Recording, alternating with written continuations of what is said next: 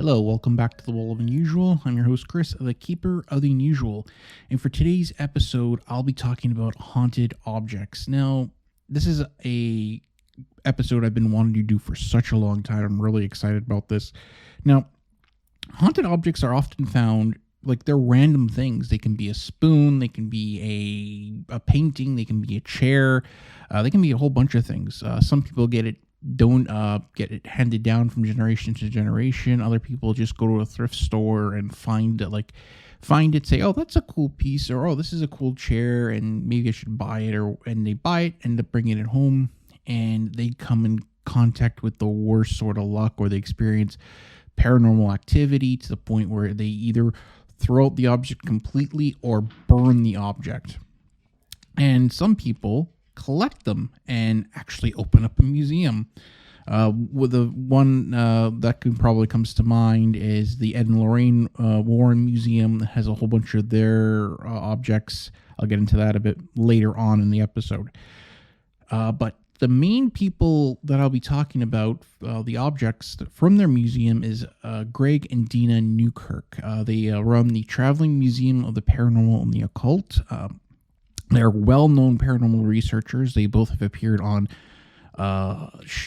they have their own podcast called the Haunted Objects Podcast. I listened to a few episodes. It's actually really cool. Hopefully they come out with new episodes because I'm really digging the vibe. It has like a Warehouse 13 feel to it. And to me, they're like real-life Warehouse 13 agents. If you're not familiar with that show, they're these two people in the show. It was on the Sci-Fi Network, where they go out into the world, get objects that I'm going to talk about, bring them back to the warehouse, and bag it and tag it, and they keep it in storage pretty much, just like Newkirks do.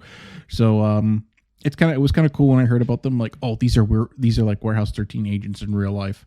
So let's get into some of the objects that are actually in the museum. Now, most of them I got off their website, and so I'll be talking about them. So the first one is called the Cat-Scale Chrome. Now, the Cat-Scale Chrome is a small wooden figure that has nails in both the right and left eye, and it has a noose around it. There were hikers hiking in the Catskills, which is in New York, and they ended up stumbling upon a cave. So they went into it, took some pictures, started saying, oh, this is a neat cave or whatever. And then all of a sudden they found this idol that was on the ground. They said, oh, okay, this is a cool piece. So they took it back to their house and displayed it, thinking, this will be a cool story. We can tell people, hey, we were hiking and found this cool idol. And it's a conversation piece. As soon as they brought it back to their place, they said that they started smelling the smell of swamp water in their home.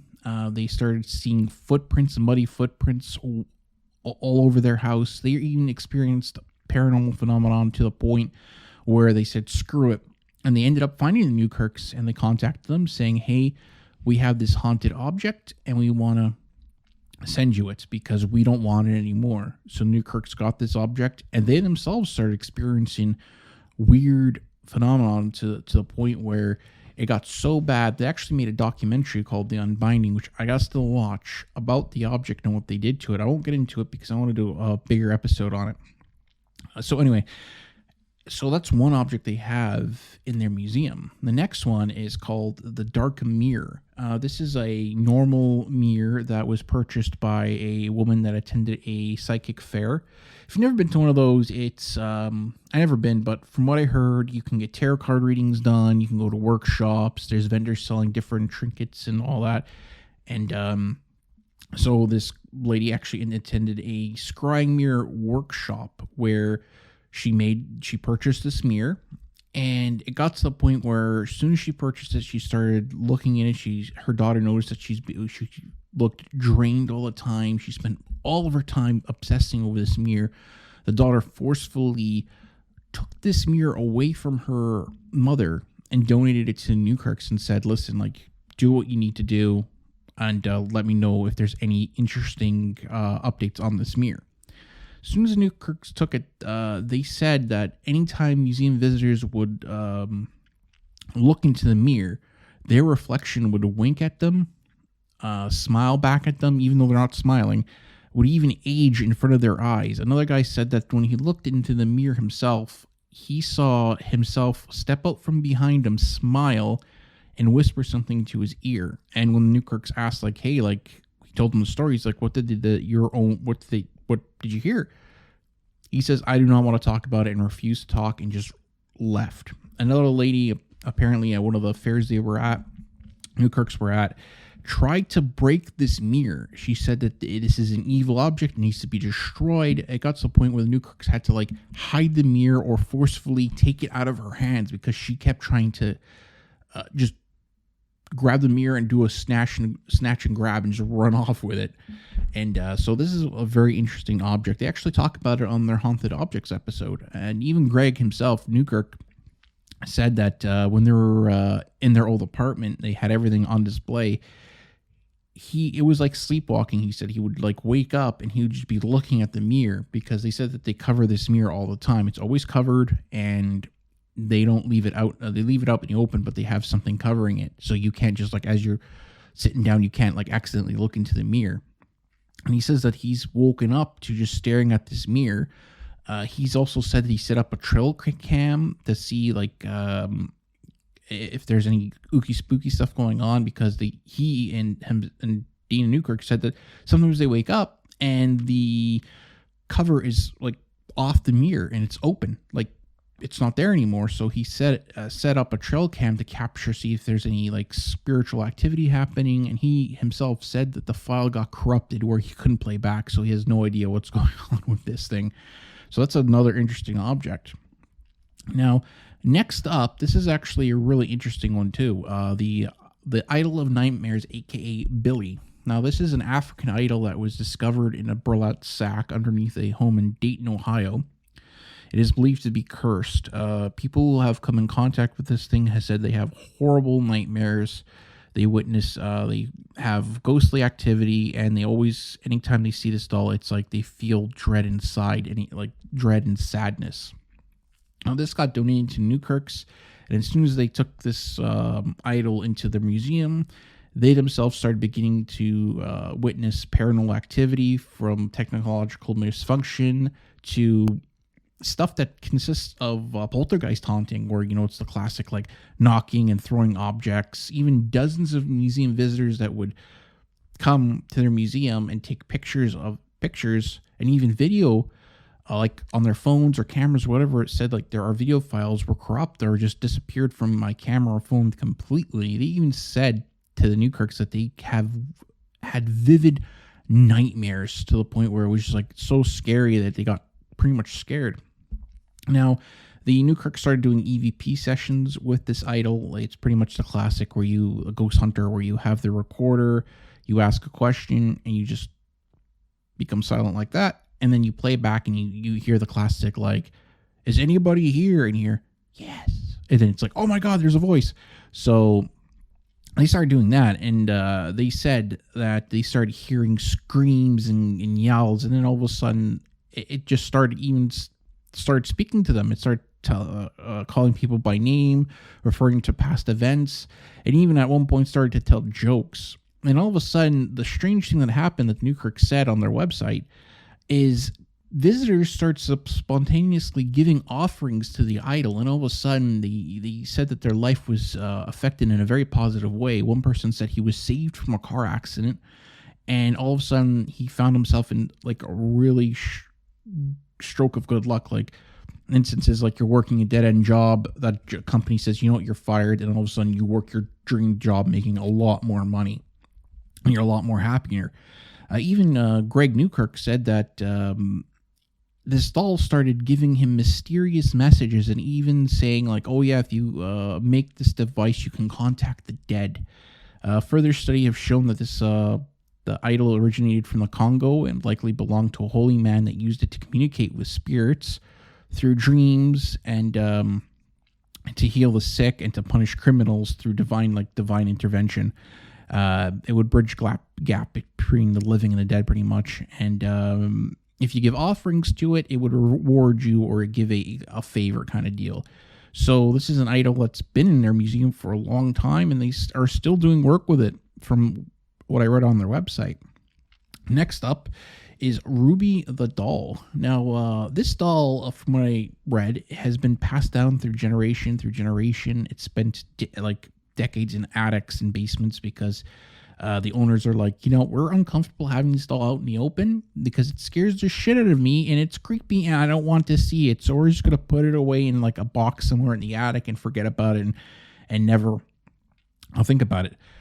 People have said that the doll has moved from room to room by itself. When you pick it up, it seems all of a sudden you just feel intense sadness. In some cases, you feel nausea.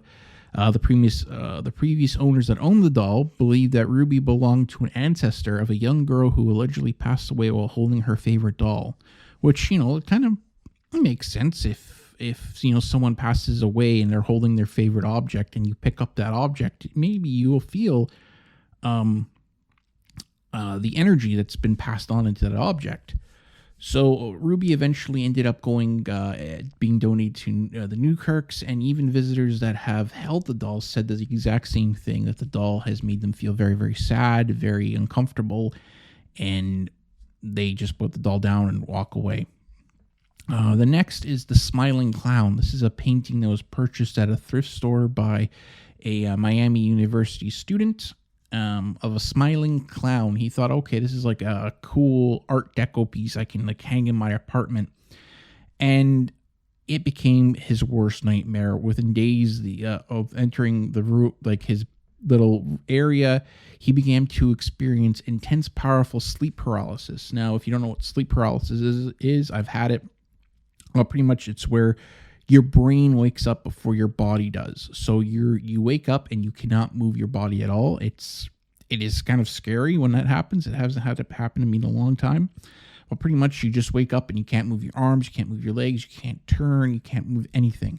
So they said they started experiencing this, and all of a sudden they also started seeing a dog-eyed humanoid figure starting to creep towards them when they were having this case of sleep paralysis. And by the time the students realized that they were having the exact same case, like both of them were experiencing the exact same thing, but they never told each other about it, it got so bad that this thing actually ended up climbing in bed with them and just looking at them, and they couldn't move, and they were just paralyzed. And after 3 weeks, they contacted the Newkirks and said, hey, listen, we have this piece and we just want to, you know, donate to you. And that's how, like, most of the times the Newkirks, they said in an interview, they even said in their podcast, most objects they get, people say, oh, you know, like this thing's moved on its own, they hear voices from it, blah, blah, blah. And the Newkirks say that anytime we get an object, most of the time, nothing happens. It's just an object. It's a doll, or it's a chair, or nothing happens. We experience no paranormal activity whatsoever with it. It doesn't mean it's true. Like, my favorite thing is, like, you know, like, saying is, like, if one's paranormal or UFO encounter or cryptid encounter, etc., is true, maybe some of them are true, kind of thing, right? So that's the way I like the Newkirks is because they approach things skeptically, but then all of a sudden when they experience things themselves and they can't explain it, then they're like, oh, okay, like, you know, there might be something to it. So that's like the thing about the paranormal and ghosts and hunting and the whole world of the weird and unusual is there's always a skeptic out there or whatever that doesn't believe in it and just says, you know, yeah, this is all BS and bullshit and I can debunk anything and so on. But the Newkirks kind of have like an open mind where they say, you know, they don't tell the owners, yeah, we experienced nothing with this object, you're crazy, here, have it back, you're a fraud. They still take it in and say, all right, let's maybe figure out what's going on with this. If nothing happens, so what? So that's why I wanted to, you know, I like Newkirks and I kind of wanted to cover them a bit. Now, the last object I want to talk about is not in the Newkirks Museum. It's actually one of the well-known cursed objects ever. This object is called Robert the Doll. Now, Robert the Doll is has a very dark history. If you don't know the story, Robert the Doll belonged to Robert Eugene Otto. He was a very famous artist that was like pretty much would carry this doll anywhere. There's multiple accounts that he got this doll when he was a kid from first his mother. Another account was from a maid. Another account was from his uncle. from the research I've done, the doll was actually, historians say it was originally a display piece that wasn't meant to be sold, but I guess whoever got the doll for Eugene ended up just getting a display piece for him. It was made by the same company that actually made the world famous teddy bear.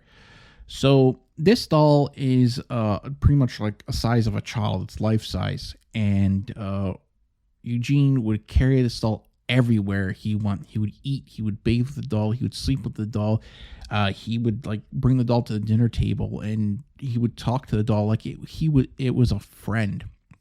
And strange and weird things started happening within the Otto household.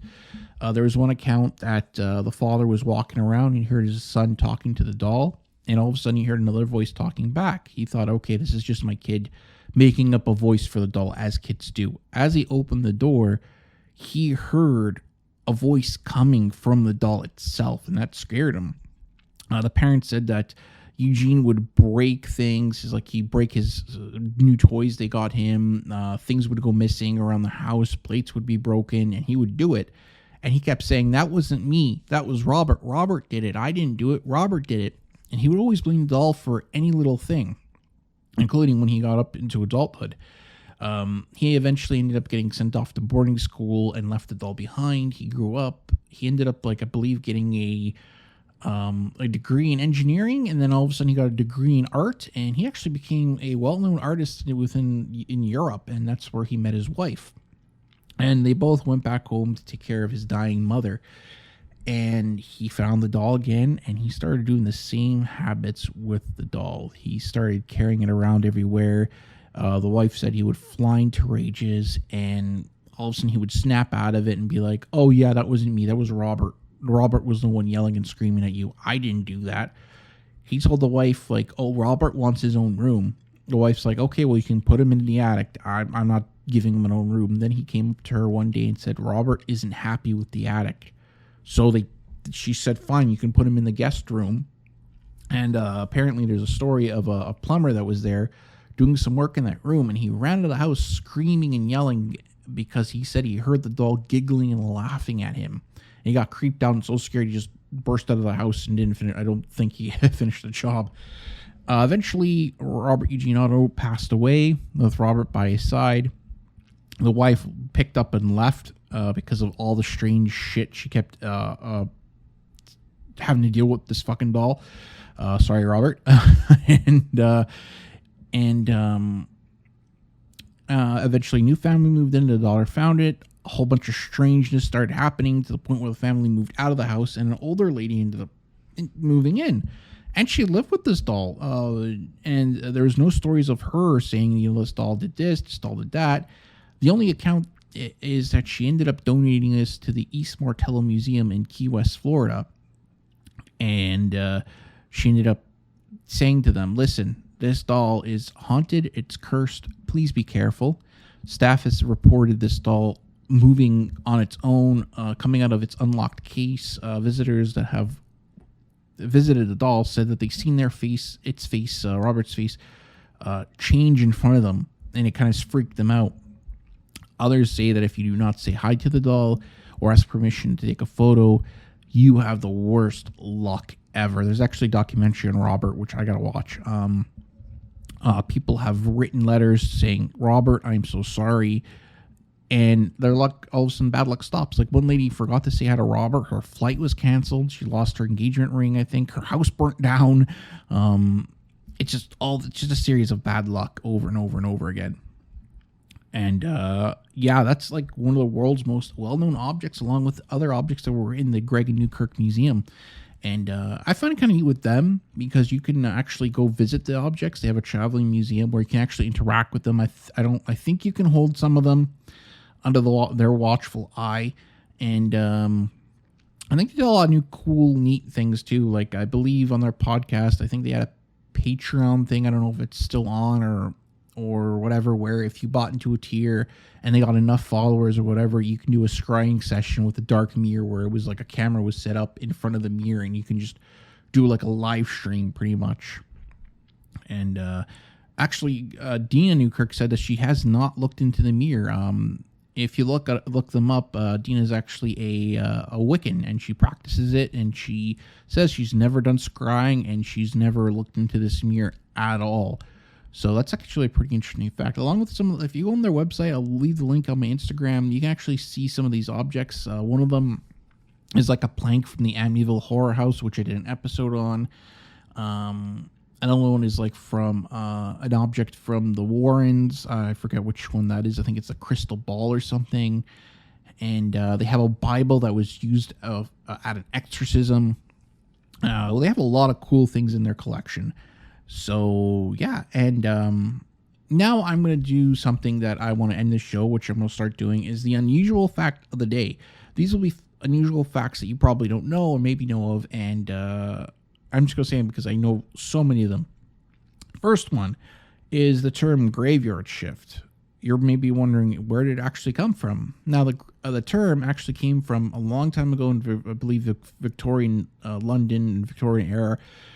People were afraid of being buried alive because medicine back then wasn't as it was today, where, like when someone dies, there's a whole bunch of steps a doctor will take to make sure that person is passed away and has not fallen into a coma, and they don't accidentally bury them. But in that era, that it's happened where people have been buried alive, and things happen. So there was a lot of patents and objects put into place where people bought. So when they died, they said, okay, I want this strange contraption, put it in my coffin, so if I'm buried alive by accident, I can get out and live my life. One of them was a string tied to someone's finger. One end was tied to the finger, another end was tied to a bell. The idea was that if you were buried alive, you just tug on the string and it would ring the bell. Now, they actually ended up hiring someone to watch over the graveyard, to say, okay, if a bell rings, you run, see what grave it is, and you run and get help. And that's where the term graveyard shift happened. So that's an interesting little tidbit. And I hope you guys enjoyed this episode. I have my very first UFO episode coming up after this. I don't know when it's going to drop. I can't wait for you guys to listen to that. And I hope you guys enjoying this the series so far. And don't forget to subscribe on Apple Podcasts or follow me on Spotify. Please leave a rating on Apple. Hopefully you guys leave a 5-star or just leave a review. And so that's all for this episode. And don't forget to stay unusual, my friends.